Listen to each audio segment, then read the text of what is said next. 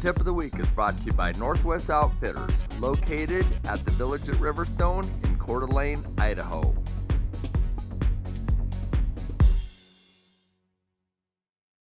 Streamer fishing, which is imitating baitfish, minnows, sculpin patterns. A question we get asked a lot is, what sink tip should I use? As of most things in fishing, of course our answer is that depends.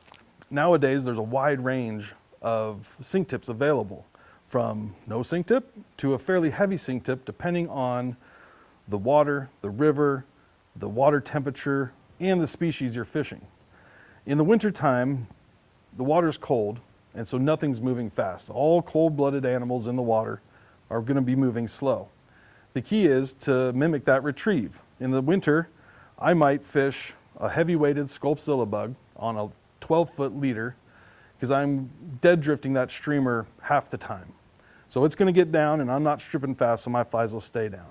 If I want to retrieve fast, that's when I find a sink tip is very valuable, because now my flies will get to where I want them and they'll come across the water in the right way.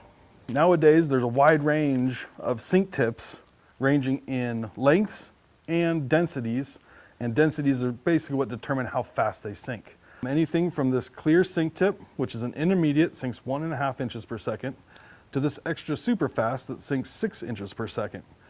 This is right in the middle at 3.9 inches per second. This gives you a lot of variance where to keep this fly in the water.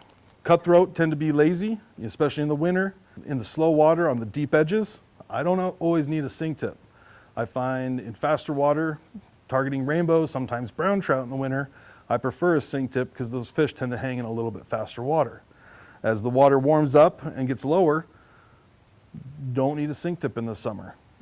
Vary those retrievals and your strips and where in the water column they are until you figure out on the day what they want.